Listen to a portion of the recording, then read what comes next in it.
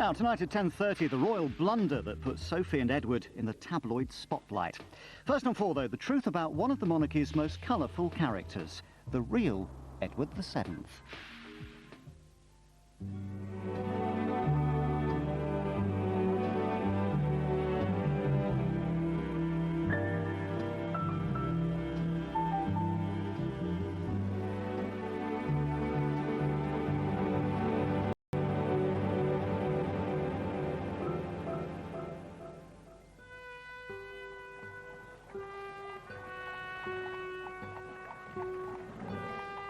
At the funeral of Queen Victoria in 1901, her eldest son, now King Edward VII, saluted the crowd from a splendid black horse. This was what he'd been waiting for all his life, and what his mother had always dreaded. He was unfit to be king as far as she was concerned. He could not succeed. Edward had been king in waiting for almost 60 years. Denied a real job, he had sought rewards elsewhere. He simply lived for pleasure. It's a great aphrodisiac when you're a member of a royal family. And he certainly was a man who took advantage of whatever was going. Once king, he turned himself into a figurehead surrounded by pomp and circumstance. He was a very, very visible king. He loved ceremonials, and he was tremendously good at it. He was, in the words of the song, doing what comes naturally. But the prince who scandalized Victorian society and became a king who indulged his passion for royal pageantry turned out to be the role model for modern monarchs. The future King Edward VII was born in 1841. This family portrait, painted when he was 5, hints at what would become the central conflict of Edward's life, his relationship with his parents. The Queen and Prince Albert looking regal, the Prince with an admonishing finger towards his heir apparent. Victoria looking out to the world, not looking at her family at all, in regal serenity. Edward carried an extraordinary burden of expectation. Victoria announced the birth of her son and heir to a relation by saying, "He is to be called Albert, and Edward is to be his second name. You will understand how fervent my prayers are to see him resemble his angelic, dearest father in every..." She and Albert certainly had a very passionate marriage. That in some way explains her relationship perhaps with her children. Sometimes the children of lovers are orphans. That's what happened to the royal children. They were somewhat excluded from the bond between their parents. Edward's isolation was increased by his parents' other mutual passion, the family business. These twin desks pushed close together like that symbolise absolutely the royal firm, the king and queen as a partnership, as a ruling partnership. Victoria's desk with her pictures on it, with all her writing implements, the knobs to call the servants. Albert's desk with his blotter, his inkstand. And they pushed their desks together and would work side by side on papers of state, on royal dispatches. For Victoria, hard work offered protection from her dark side, which she feared she had inherited from her wicked uncles. That's what she called her predecessors, the Hanoverians. Victoria believed her uncle's excesses had almost ruined the monarchy's prestige. With Albert's help, she set out to repair that damage. Central to the plan was Albert Edward, known as Bertie. From the age of 7, he was subjected to a grueling academic program designed to suppress Hanoverian-style self-indulgence. The study regime that Albert prepared for his son began at about 6 hours a day of tutorial study. Gradually, it was extended to about 8 hours a day. Edward was slow to learn, slow to read, slow to write. He wasn't very good in mathematics. He wasn't very good in reading. He wasn't very good in history. He was a terrible history scholar, and his father was appalled. Edward probably had attention deficit disorder, which meant that he was impulsive, that he was inattentive, he was in need of constant physical activity. The boy rebelled. His tutor described how once Bertie had thrown dirt and swung a large stick at me. Another time, when the prince was 11, he went to the window, stared out the window, and eventually when he was asked to come back to his desk, his father had to thrash him for that because of his willfulness, his stubbornness, his... Sad and anxious about him. He is so idle and weak. It was one thing to say that he ought to be an example to his future subjects, but to say that he should be exactly like his father was too demanding. And the parents therefore left him with a sort of perpetual sense of failure.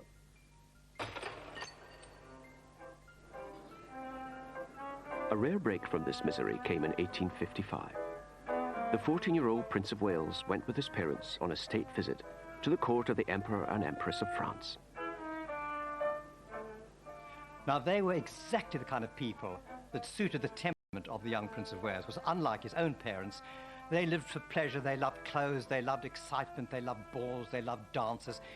This simply set his pulses racing. And he was clearly gobsmacked, to use a modern phrase, by the sort of wonderful vivacity and lack of pomp and circumstance, and of course all these gorgeous women. There they all were in their ball gowns, you know, bowing to him, and to a 14-year-old boy, what more do you want? The imperial couple made a tremendous fuss of the teenager. Edward's response revealed the depths of his unhappiness. When they were about to leave, Edward told Napoleon, "You have a very nice country. I wish you were my father." And he wanted to stay in France. And the emperor said, "Oh, you can't stay here. They need you back home." Home, for much of Edward's childhood, was Osborne House on the Isle of Wight. It was meant to be a holiday home, but there was no let-up in the character-building regime. At Osborne, the playground was an allotment. The idea of Victoria and Albert for the children with these gardens was to make them productive, was to make them work hard and systematically. It was a regulated childhood, and they grew vegetables, and vegetables were checked, and if they were of sufficiently high quality, they were actually sold to the house. So in a sense, make them part of the domestic economy and make them very responsible citizens from a very early age. His high-minded parents despaired of the teenage Edward. Looking ahead, Victoria fretted about what would happen when the young prince was old enough to do as he wanted. Bertie continues such an anxiety. I tremble at the thought of when he will be of age and we can't hold him. It is too awful a contemplation. In 1860, Edward's parents took a gamble. Hoping to confront him with the awesome... They made him stand in for the Queen on an historic 3-month tour of staunchly Republican America. He was just 18 when he became the first British royal to visit the United States. He was a very important person, literally a VIP, as we would use the term now. At almost every stop, there was a ball in his honor. He even went to the White House and was greeted by President Buchanan, and he learned how to handle this with grace. Edward lapped up the applause, on one occasion exclaiming in delight, "This for me, all for me." Nourished by the warm reception, a new Edward blossomed. His geniality shone through, and people talked about him constantly as the genial prince. The trip was a tremendous success. It was a success for British foreign policy. It was a triumph. Edward had learned that for a royal, smiling and being charming were just as useful as desk work, the last thing his parents wanted him to discover. Letters were written home by the minister who was with him and that sort of thing, saying what a splendid success he'd been. And Prince Albert simply refused to believe it. And he wrote him a rather disagreeable letter, saying that he mustn't allow his success to go to his head. The American tour was a great success. I mean, he was an absolute celebrity. All his best side was shown. I mean, his sociability, his diplomacy, all that came out. He really made a great success of it. He was a very young man when he went. But his parents didn't appreciate that. They didn't congratulate him on it. And it was another example, I think, of them wanting him to be something else, something that he never was and never would be.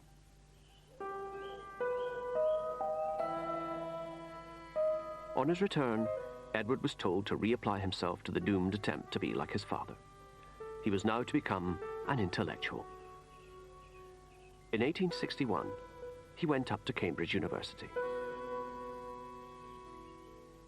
But unlike other students, he didn't take lessons in college. Instead, he was installed here at Madingley Hall and closely watched by hand-picked guardians.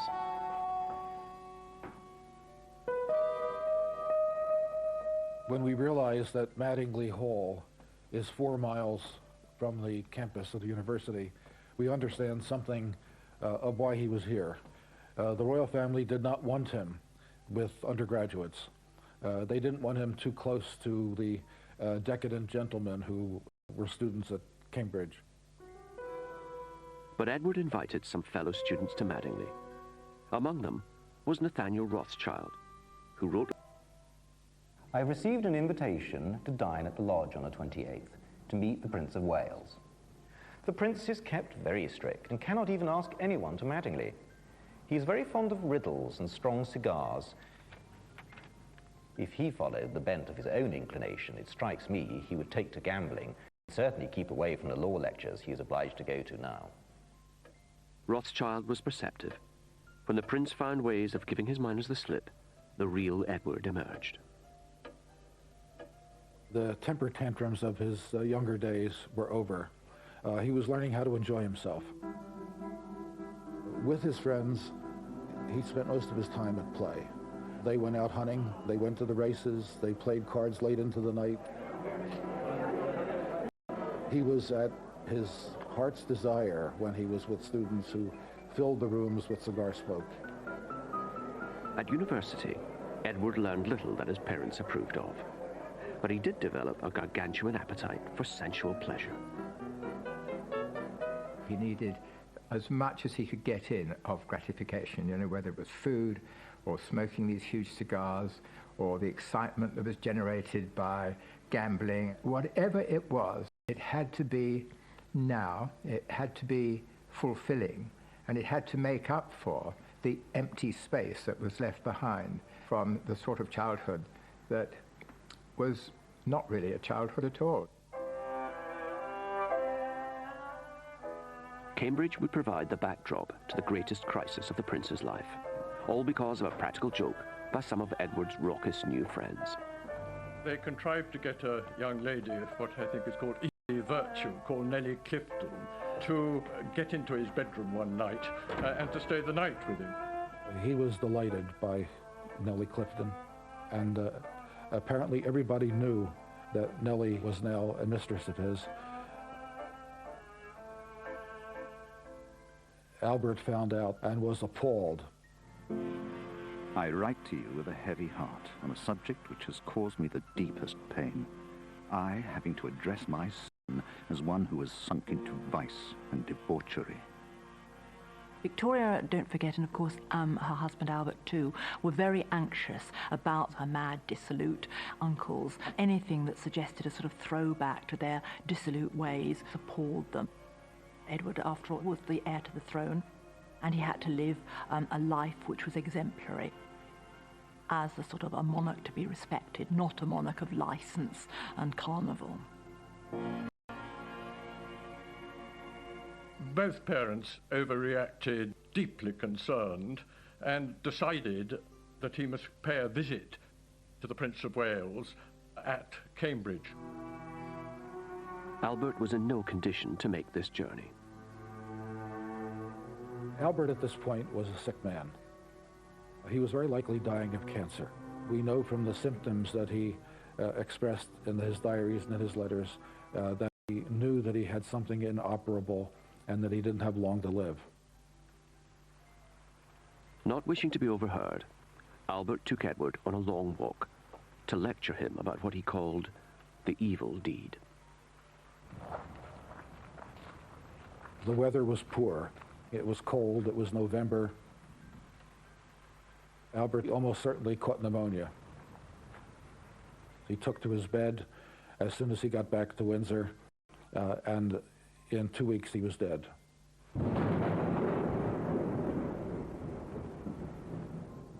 On the 23rd of December, 1861, Prince Albert was buried in the chapel at Windsor.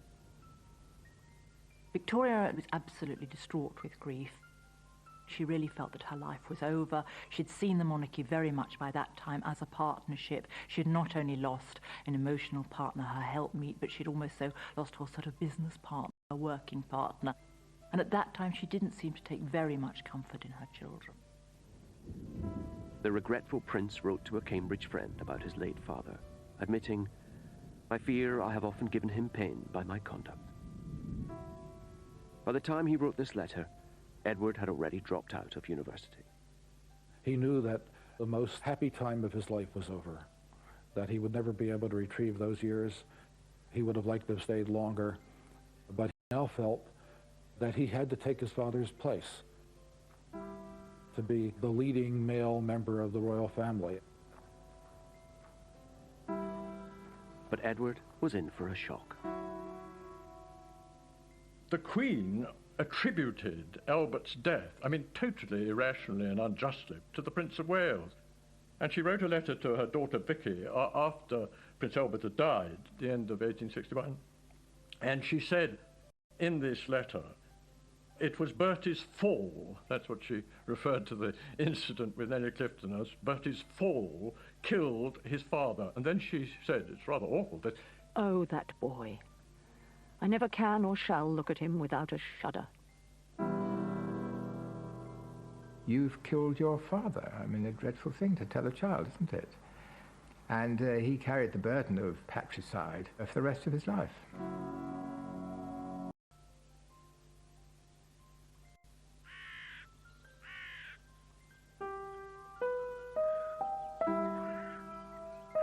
Queen Victoria mourned her dead husband, Prince Albert, with the same single-minded passion that she had loved him. Here at Osborne, there's a painting of Albert, painted in fact in the year of his death, 1861. And if we cross to the other side of the fireplace, there is a marble bust of Albert, and over there's another portrait of Albert sitting looking relaxed. If there was an important matter of state or family matter which concerned her, she would actually go and consult with the bust of Albert. Albert, in a sense, presence was everywhere for Victoria. He may have been dead, but Victoria continued Albert's improvement scheme for their son and heir. My firm resolve, my irrevocable decision, is that his wishes, his plans about everything are to be my law. I apply this particularly as regards our children, Bertie, etc., for whose future he had traced everything so carefully. Albert had believed that marriage offered the only hope of salvation for his wayward son. So Victoria now searched for a bride and a future queen. The Act of Succession made it necessary that he have a Protestant bride, and the bride had to be within certain age range, and she also had to be attractive. Pictures were solicited from various courts. Edward's elder sister Vicky had recently married Prince Frederick of Prussia, so she was well placed to trawl the Protestant courts of Northern Europe for a suitable bride. She sent her mother photos and descriptions of the leading candidates. I do not think the Princess of Hesse very pretty. She had not a fine figure, and her teeth are nearly spoiled. Princess of Wied is so odd. She talks so much and laughs so loud. Eventually, a winner was found. I never set eyes on a sweeter creature than Princess Alex. She is very healthy. This was Alexandra of Denmark. Alexandra was very young. She was 17 at most when they first targeted her, possibly even 16. She was one of the most beautiful girls in Europe, and they thought that that would perhaps be sufficient make her attractive to the Prince of Wales. And so they decided that they must get on with it and that she was the wife for him. Edward was dispatched to the continent. Left alone with his mail-order bride, he did his duty and proposed.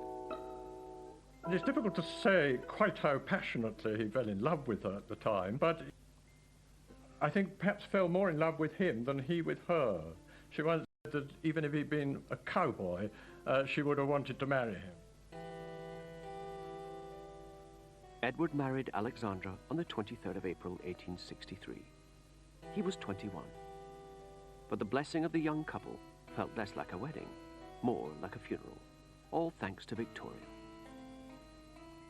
In this wonderful photograph, instead of looking with pride at her son and his new bride and smiling benevolently, she's actually turned away and looking at a bust of her late husband. It was a very dismal business, and she made it even more dismal by taking the bride and groom before the marriage to the mausoleum where Albert was buried.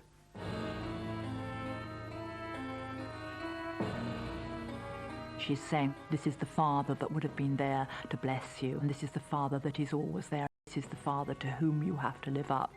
It is a most poignant picture.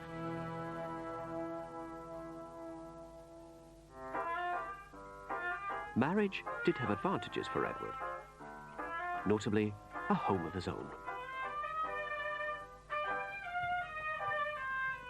Well, this is Marlborough House in London, and this was his marital home. He moved in here in 1863, just after he married Princess Alexandra. You can see how living in a place like this must have reinforced the idea that Edward always had of his status as a prince.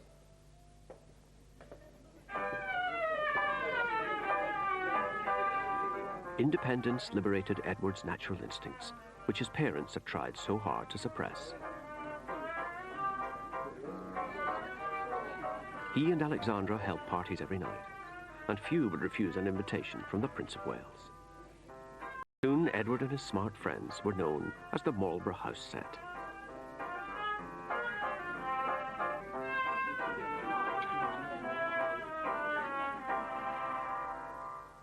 He needed people, he needed social input, and he needed all the excitement and love and attention that one gets when life is just one long party. Victoria was not amused. She felt that Alexandra was not very clever and had not acted as the sobering influence which she had hoped for. I fear Bertie and Alex will be nothing but two puppets running about for show all day and night. It is regretted by everyone. The marriage worked for a time because Alexandra was liberated just as the prince was liberated by the marriage, but it ended. Years of marriage, Alexandra bore 2 children. Then during her 3rd pregnancy, she fell seriously ill.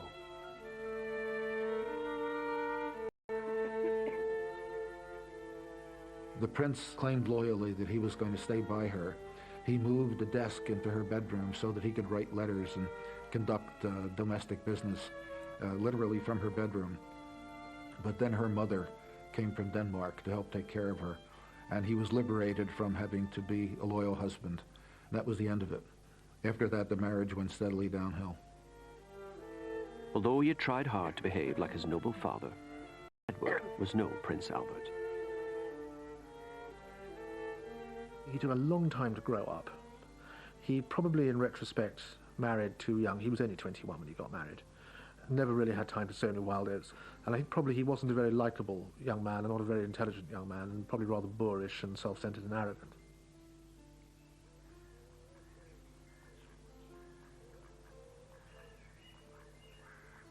Walton Hall in Warwickshire, for centuries the seat of the Mordaunt family.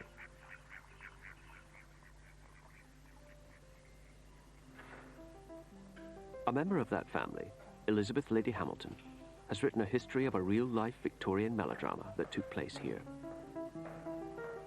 It involved Edward and the owners of the house, Sir Charles Mordaunt and his wife Harriet. Sir Charles was a country gentleman, and he was not in the smart set at all, whereas his wife was. She married Sir Charles for his house rather than for himself. That was my impression. And she had become friendly with the Prince of Wales.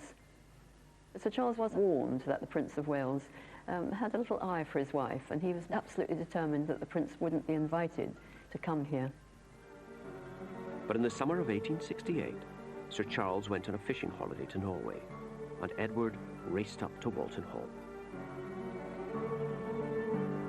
He had invited himself to view some grey ponies that Harriet had bought from the royal stables. There she was, wheeling around, looking very pretty, I'm sure.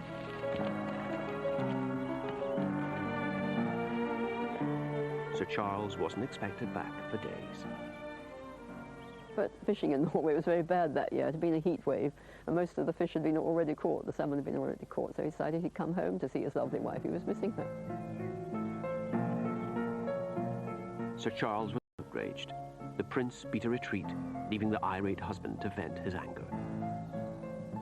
Afterwards, he gave orders for the ponies to be brought out. And Lady Mordaunt was brought down onto the...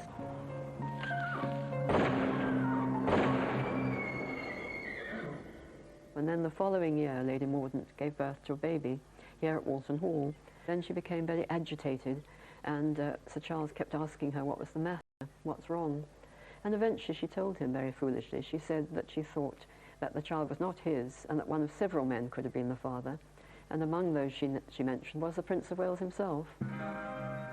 Sir Charles Mordaunt wanted a divorce. Edward now faced public disgrace as an adulterer. The only ray of hope was that Harriet appeared to be going mad. This made her confession of adultery suspect, and under Victorian law, an insane person could not be divorced. But Sir Charles was stubborn. He intended to prove in court his wife was sane. The trial would hinge on Harriet's confession of adultery. Edward took the stand, the first heir to appear in a court of law for almost 500 years. He came into the witness box and was asked flatly whether he had or had not committed an act of impropriety with Lady Mordaunt, to which he replied, no, he did not, had not. The court then heard from Dr. William Gull, Edward's personal physician, who said that in his expert opinion, Harriet was insane. On the testimony of a prince and the diagnosis of an eminent doctor, Harriet was declared mentally unfit. She spent the rest of her life in an asylum, her claims of adultery dismissed as fantasy. Edward had got away with it.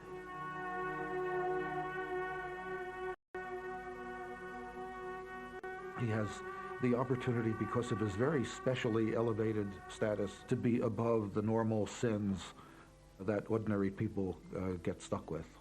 And he learned it, and he learned that it was useful to him to have that status. By the time he turned 30, Edward's relationship with Princess Alexandra was a marriage in name only. And for the rest of his life, he would enjoy a string of exotic affairs.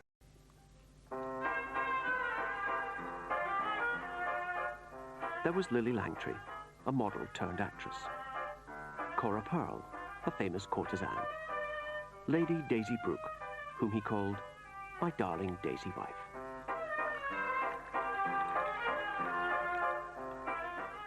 Any Prince of Wales, he can simply, the opportunities are absolutely endless. And once women realised what he was like, he in a way became fair game for any kind of adventurers. At house parties, he would sleep with a woman for one night. He might go to Paris, sleep with a woman there. In Paris, there was a can-can dancer at the Moulin Rouge. Well, frankly, he went to brothels when he was in Paris. This was one of the great attractions of Paris for him. With the best will in the world, he really couldn't stop himself. Victoria and Albert had set to create the perfect prince. Instead, they had produced Edward the Caresser.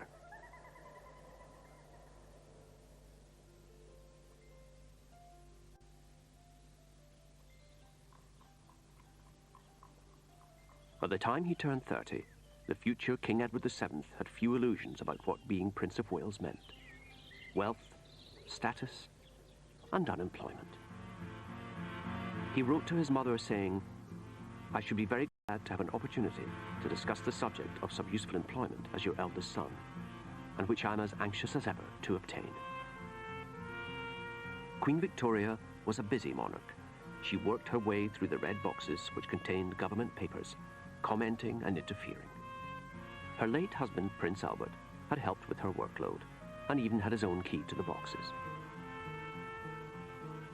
When Edward asked for one, Victoria replied, "You could not well have a government key, which only ministers and those immediately connected with them or with me have." The prince was impulsive, and his impulsiveness led him into indiscretion, and she realized that to give him any access to information was wrong because he could not contain it. She wanted to keep in full control, and so she was very, very reluctant to let him see government dispatches or any Foreign Office documents or anything like that.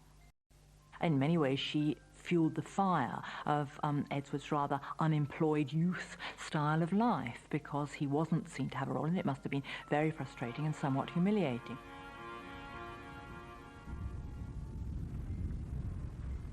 Dismissed as worthless and irresponsible, Edward sought distraction in the social whirl. And as Prince of Wales, there were plenty of people willing to amuse him.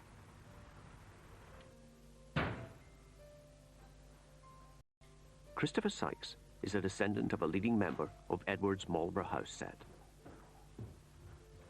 It's rather lucky that great-great-uncle Christopher left us this fantastic legacy in the form of these wonderful photograph albums, which really chart his social life. There is Christopher Sykes. Oh, he's enormously tall. That's the Prince of Wales looking very young with a jaunty bowler hat. I mean, the Prince Edward was a pleasure seeker. His social life, it was sort of endless round. At Goodwood House here, this would have been for the races. This is a shooting party at Eastwell, Wadston, the Rothschilds' house. Lord Londonderry's house, famous for its enormous shoot. Prince Edward would like to shoot thousands of birds. Christopher became known for being one of the great hosts. You know, knew exactly how to please the prince. You know, each party would be more and more lavish. As well as exploiting their hospitality, Edward found that he could vent his frustrations on his hangers-on. At some dinner party at Marlborough House, the prince poured a glass of brandy over Christopher, and Christopher just sat there with the brandy trickling down his face, and then sort of very slowly turned to the prince and just bowed his head and said, "As your Royal Highness pleases." Now that caused absolute sort of uproar amongst all the other guests. I thought it was the funniest thing they'd ever heard. And from that moment onwards, there was sort of no holds barred as far as teasing Christopher was concerned. You know, they used to sort of put him under the dining room table and spear him with billiard cues. And they put live animals in his bed.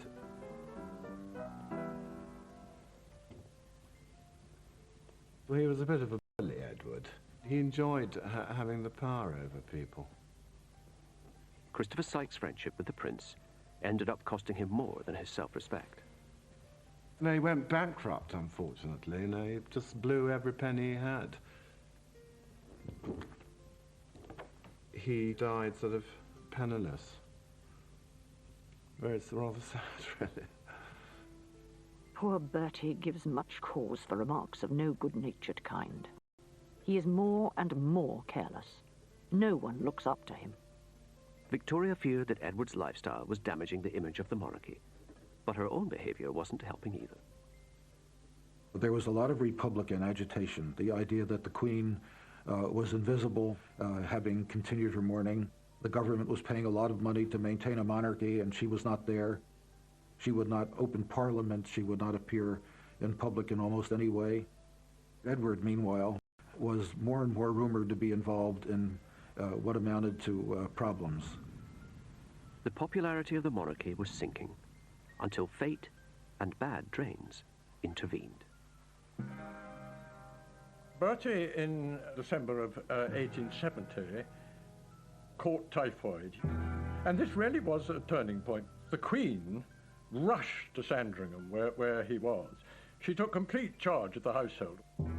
She was a killer. The plight of the royal family touched a nerve.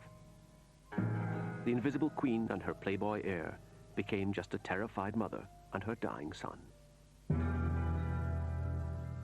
Edward's timing was perfect.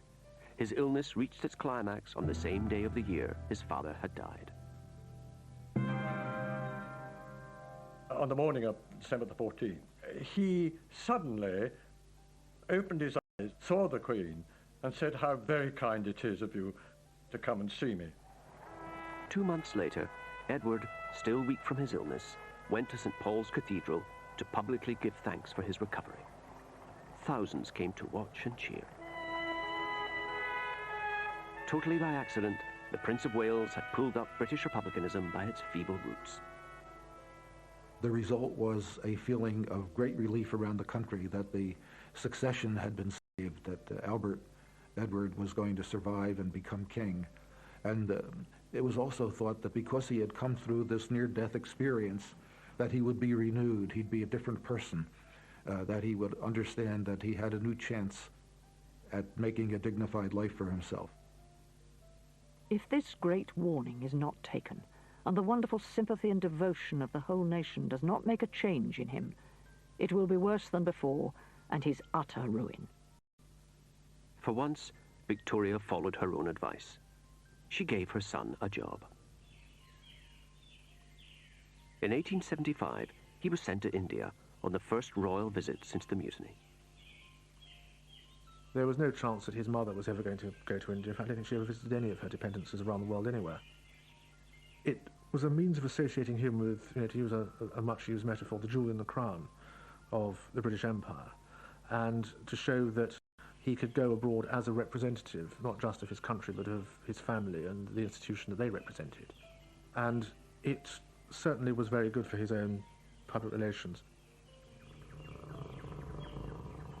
Edward had been persuaded to visit India by the prospect of the hunting. And along the way, he did manage to bag 8 tigers. But amidst the carnage, the prince's personality, above all his easygoing charm, served him well. He enjoyed himself, but he also represented the crown, and he did so with flair, with dignity, with great ceremony. He was a tremendous envoy, ambassador extraordinary. It was a complete success. But any pride Edward might have felt was ruined when he read in the Calcutta Times that back home his mother had been created. He now saw his hunting trip had a secret agenda, to test public reaction to the Queen in the wake of the mutiny, and no one had told him. The prince wrote home complaining, "As the Queen's eldest son, I think I have some right to feel annoyed," adding, "I should have received some intimation of the subject from the Prime Minister." Monarchs think they want to have an heir, but in fact it's the last thing that they want to have. In a way, she was sort of trying to train him for monarchy, but of course she kept him in this perpetually infantilized state. Denied a meaningful role, Edward approached middle age as a loose cannon on a ship of state. Disaster was inevitable, and when it came, would be as spectacular as anything in his life so far.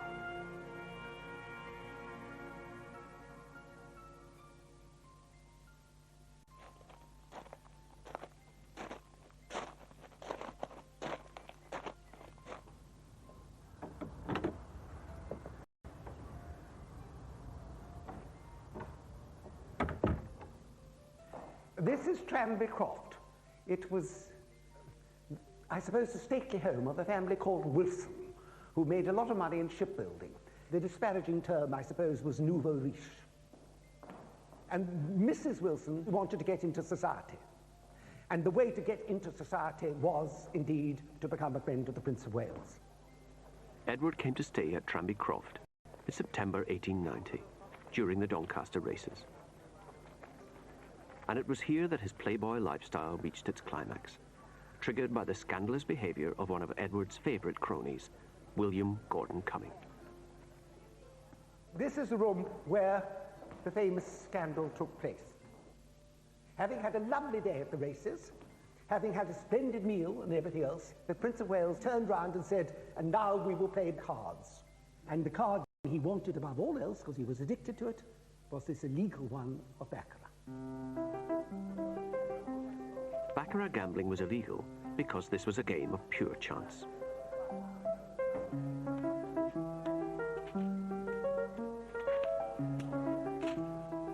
Edward's easygoing set flouted the law. Far more important to them were unwritten rules governing conduct at the card table.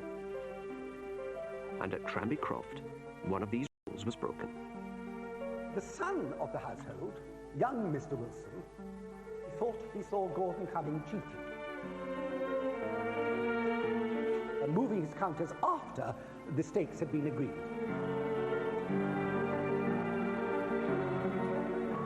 And gradually... For cheats was exposure.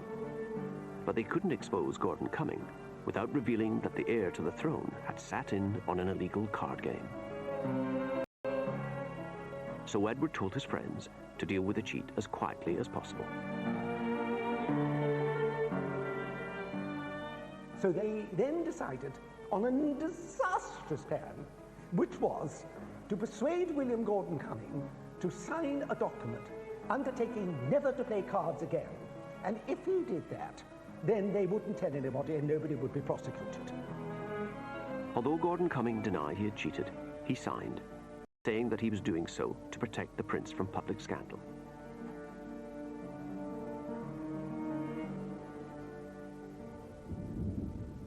And there the Tranby Croft affair should have ended.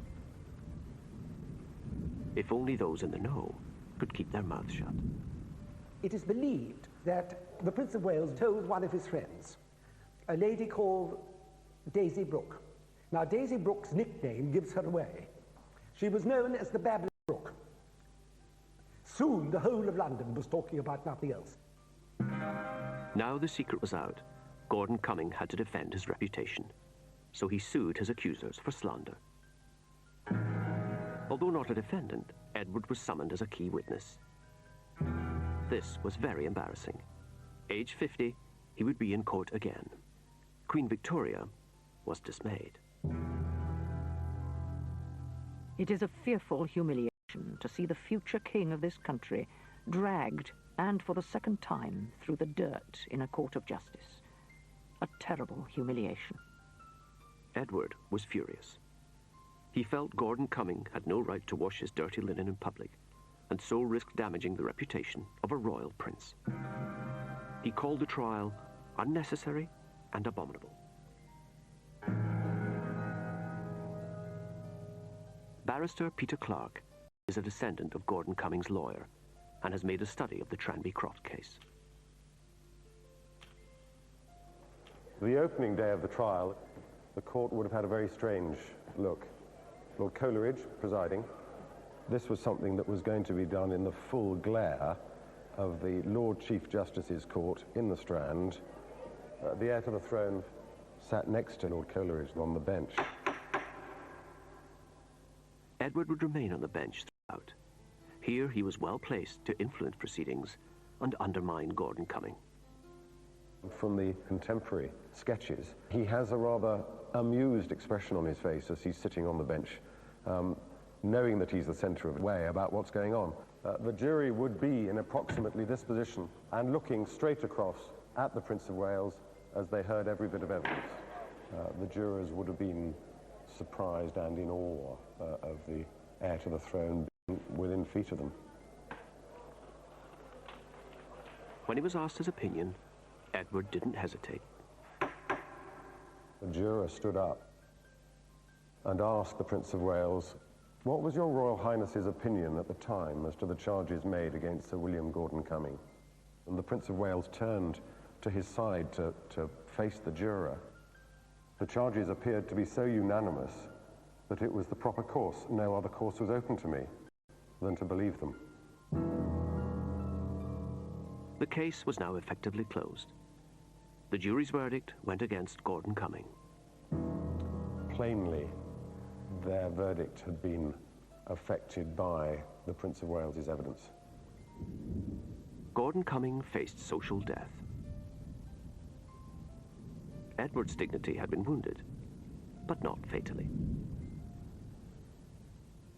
The whole Tranby scandal affected him tremendously, because again, here he was in court, and to the world revealed the fact that there he was gambling for money. It seemed to underline what his mother had all along been saying, that he was feckless, that he lived for pleasure, that he was indiscreet. And it was sobering, and coming late in life, when people thought he should have been too old to be leading that kind of life anymore, it did have a certain effect on him, definitely.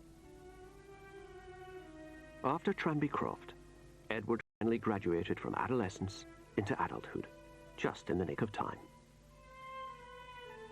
By the 1890s, he's 50. He is aware that his mother, being in her 70s, can't go on forever. And I think what we see changing in him is the knowledge that he could any day wake up and find that he is king, which is perhaps something he hadn't felt 10 or 15 years earlier. And I think to an extent he kept slightly more careful company after that. A sign of Edward's maturity was his new mistress, a society lady, Alice Keppel. Like her direct descendant, Camilla Parker Bowles, Alice would become the long-term companion of the Prince of Wales.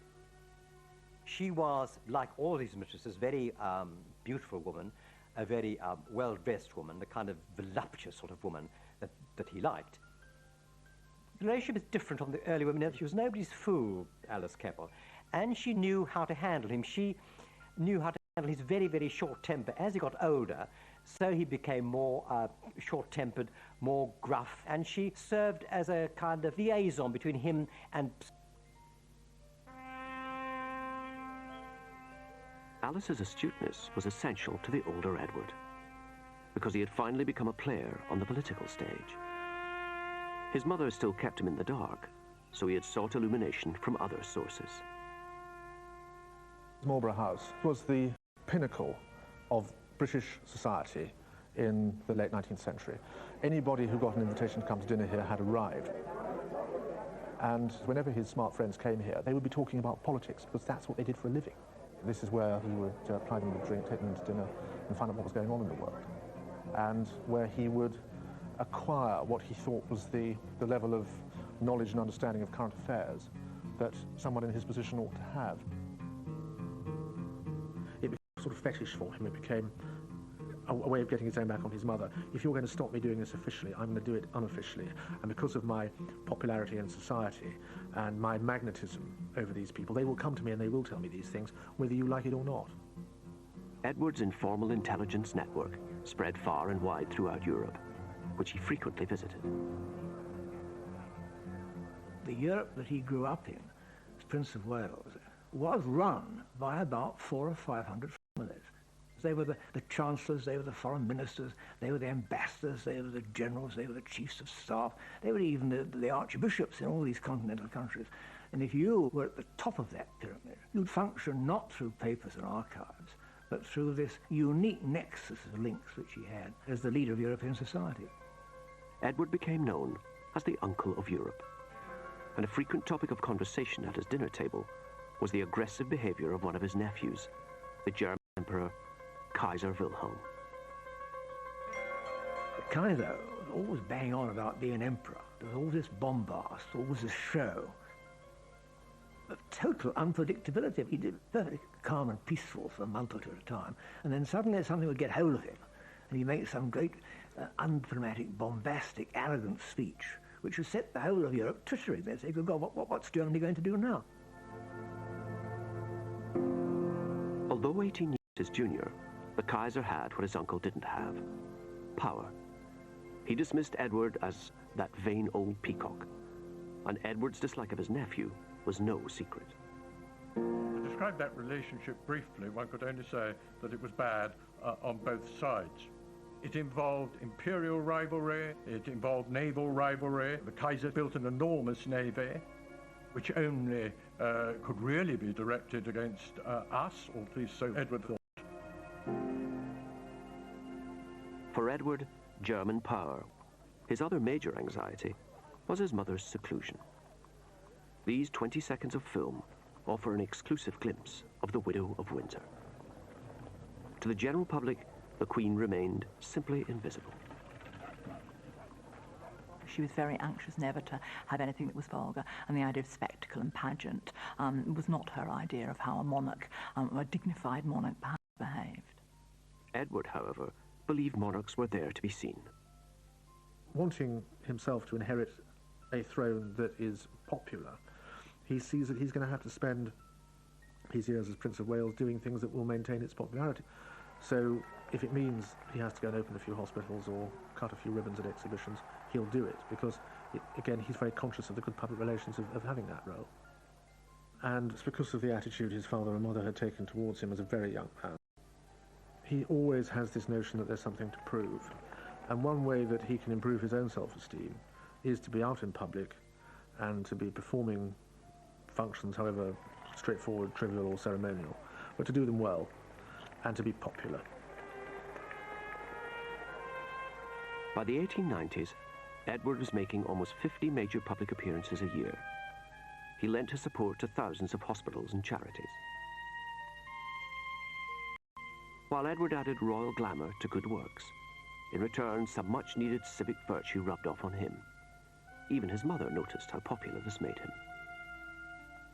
Edward was instrumental in persuading her that, after all, she needed to get the goodwill of the people, to become more of a, as it were, of a people's monarch, to reinterpret the role of a monarch a bit more broadly and be prepared to be seen. Edward persuaded his mother to celebrate the major anniversaries of her coronation, the Jubilees of 1887 and 1897.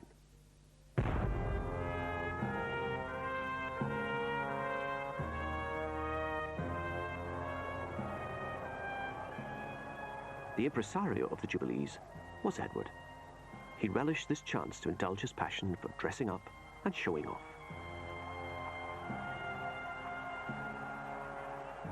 What both the Jubilees mean to him is that because he has now for 25 years been, as it were, the centre of social life in this country, then naturally he plays a very full part in those Jubilees. It's a showcase for Britain, it's a showcase for the Queen, it's also a bit of a showcase for him. The cheering crowds believed they were celebrating the climax of the Victorian era. In reality, they were enjoying a preview of the Edwardian age to come.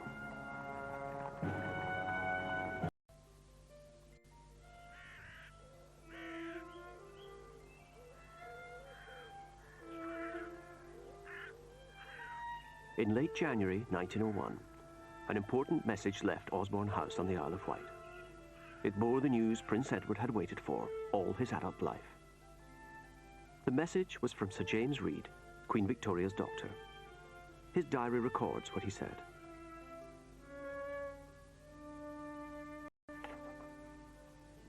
The 19th of January. Tell the Prince of Wales that in my opinion he ought not to go to Sandringham, but to remain in London, ready to come here at a moment's notice. That I consider the Queen's condition is a most serious one, and that I think it quite possible she might be dead within a few days. Edward wasted no time. In hours he was here at his mother's bedside in Osborne House. In the evening, I took the Prince of Wales to see the Queen and to speak to her. After the Prince of Wales left, the Queen took my hand and repeatedly kissed it. She evidently, in her semi-conscious state, did not realize the Prince had gone and thought it was his hand she was kissing. Victoria's dying thoughts reflected her lifelong anxiety about the succession, as Reed's diary reveals. She looked in my face and said, I should like to live a little longer, as I have still a few things to settle. I have arranged most things, but there are still some left, and I want to live a little longer. I don't think she ever said that gracious, wonderful speech that the Prince of Wales had hoped for, that, now I have full confidence in you, as it were, go forth and rule. I don't think that ever happened. Edward's last moment with his mother was typical of their difficult relationship. It was spoiled by the presence of his arch-rival, both personally and politically, Kaiser Wilhelm. Prince Edward did not want the Kaiser to come. None of the royal children wanted the Kaiser to come, but he professed a great love for his grandmother. He insisted that he wanted to be there, and he came. 22nd of January. The Queen is sinking. I had for the last hour been kneeling at her right side, supporting her in a semi-upright position, helped by the Kaiser, who knelt on the opposite side of the bed. The Prince of Wales was sitting behind me at the end. All the rest were round about. Her pulse kept beating well till the end, to close her eyes.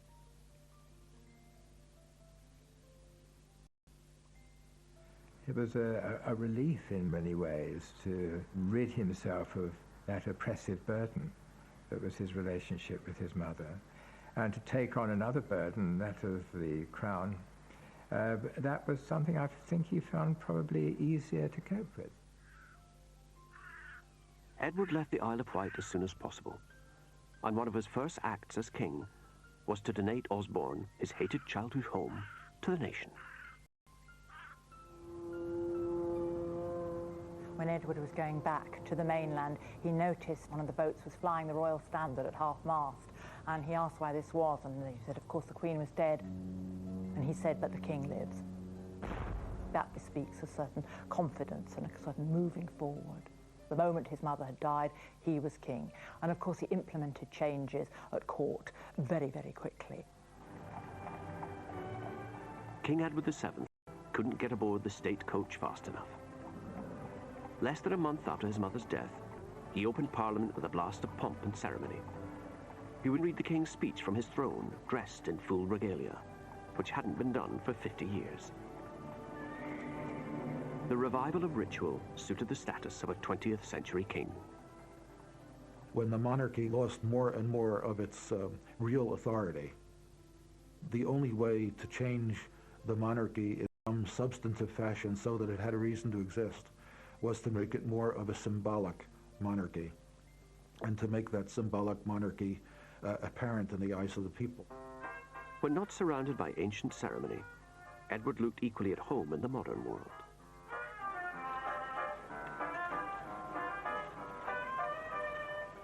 And he was always interested in new fads and fancies. He was for every one of them. He learned how to ride a bicycle, for example, because it was a new fad. He took up golf briefly. Edward always liked new things.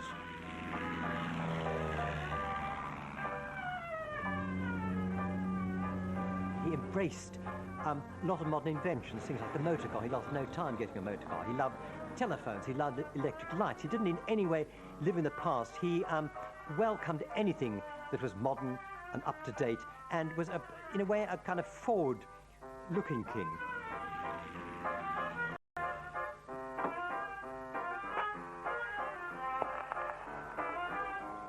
It was the beginning of a new century. Edward was determined it was going to be a new form of monarchy, very much the end of the Victorian era and the beginning of an Edwardian one, that long Edwardian summer, which ended, of course, in the First World War. But he played a central role in forging the alliances which would fight it. He sees the role of the monarch in a not entirely logical way. While I think he would recognise that he had to act on the advice of the Prime Minister, there are certain areas in which he is passionately interested. I'm thinking particularly of foreign affairs, where if he has a view, he will make that view known, and he would expect his view to be taken seriously. And it was a difficult time for everybody as a result. The king feared his bumptious nephew, the Kaiser, might lead Germany to war with France, a country Edward visited devotedly every year, but which few in Britain seemed to care for. France was what we might call the traditional enemy. We fought the French in the 18th century, we fought the French in the Revolutionary Wars, we fought Napoleon. There was a long, long tradition of enmity. The Prime Minister, Arthur Balfour's solution was to sit on the fence and let these two titans slug it out, a policy called splendid isolation. The king hadn't been sympathetic to splendid isolation. He had this great love of France. He didn't like his nephew, the Kaiser. He saw the French as a natural ally against a ruler that he, and a country and a culture that he regarded as deeply antipathetic. So Edward set out to redraw the political landscape. The uncle of Europe would show Britain and France that they could be allies. For help, he turned to a Portuguese diplomat, the Marquis de Soberao. He was nicknamed the Blue Monkey. He was really the darling of Edwardian society. Everybody knew him, very good looking in a sort of rather tough way, but immense charm. He was the one man with whom Edward, when king, shared all his secrets, including the great one of all. March the 1st, 1903, he gets his friend Sovereign, comes to Buckingham Palace. And the king said to Sovereign, look, I have to make, really it's time, the moment's come, to make a highly important political visit to the French president. But then he goes on to say, nobody here knows a thing about it. I haven't told the Prime Minister, I haven't told the Foreign Secretary, I haven't told my wife. This is between you and I for the time being. Now, you simply drive a coach and horses through the British Constitution by planning a highly important political trip without telling a Prime Minister, a Foreign Minister, or anybody else. Just your chums, the Portuguese, the Marquis de Soveral. Soveral arranged for Edward to be invited on an official visit to Portugal. But the Foreign Office, the Prime Minister at the time, had no interest in doing this. And, you know, they may well have been right not to do so because of the dangers of provoking the Germans, who were rearming at this stage and who were already talking about fears of encirclement. It was an incredibly delicate situation. the government was discouraging. It warned of the hostile reception the king could expect in France and urged him to keep his visit low-key and informal. Edward replied that the visit should be as official as possible, and the more honours paid to him, the better.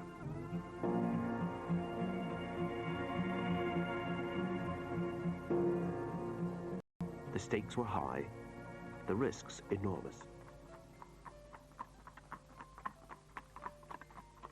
When he entered Paris, there was a medium-sized crowd, but you would hear some anti-British shouts. Edward turned on the charm. This was, after all, his home away from home. He made a visit to the town hall. He gave his little speech saying, "Thank you for your welcome, and this city où je trouve toujours comme chez moi, where I always feel at home." And this phrase went round Paris like a streak of fire. Everyone was nothing but heaven. Chez moi, chez moi, chez moi. This is what the king said. With this wonderful charm he had, he wooed the crowds and won them over. 48 hours later, when he left, all you heard was "Vive le roi," "Vive l'Angleterre." And by the end of the time, they were saying "Vive notre roi," as if he were King of France. It had been a gamble, but it had come off. He put in place what he wanted to put in place. It was the understanding with France. Within a year, the Entente Cordiale was signed, a treaty which guaranteed Britain and France wouldn't fight each other. Edward hoped this alliance would contain Germany and so secure peace in Europe.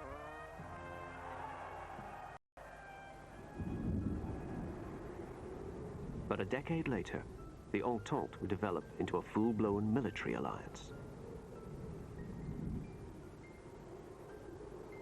Edward would never have believed, I think, that within 4 years of his death there would be this great conflagration that would change the face of Europe forever.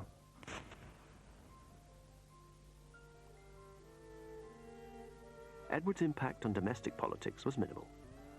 By the time he came to the throne, the country was run by politicians.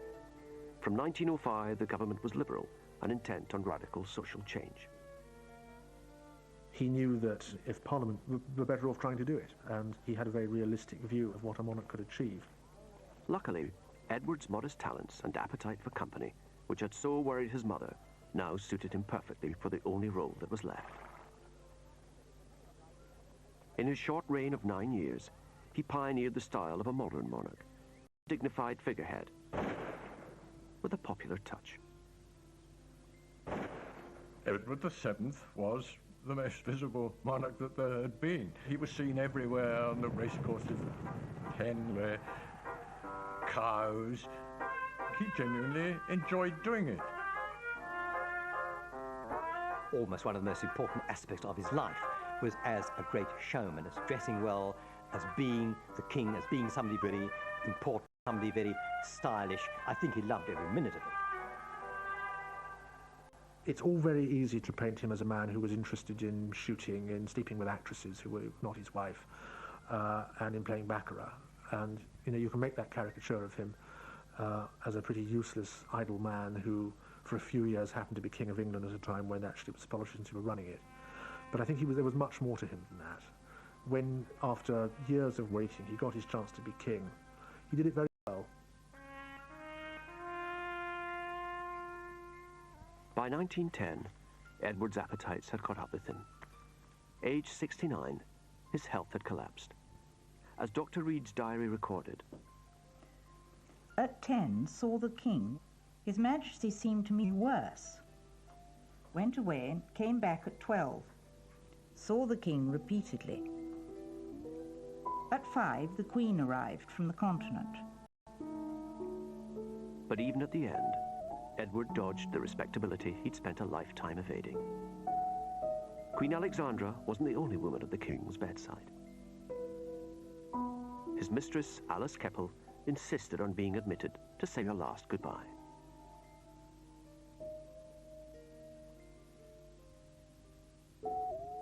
Towards afternoon, he gradually became quite unconscious.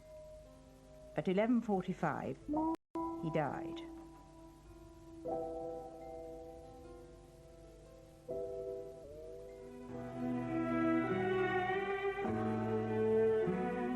Find out more about Edward VII on the Real Lives website at channel4.com/plus. Well, next on 4, look at how the modern monarchy has weathered that recent media storm. A right royal blunder, the Sophie and Edward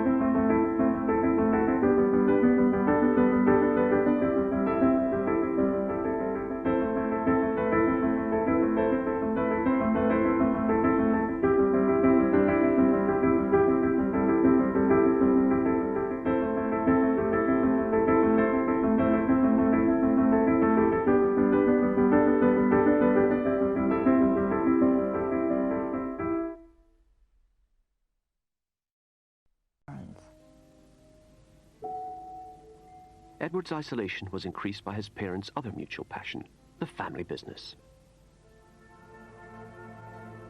These twin desks pushed close together like that symbolise absolutely the royal firm, the king and queen as a partnership, as a ruling partnership.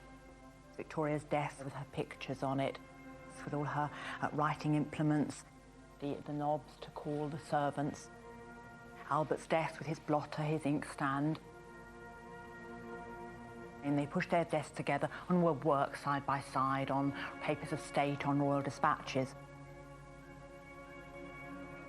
For Victoria, hard work offered protection from her dark side, which she feared she had inherited from her wicked uncles.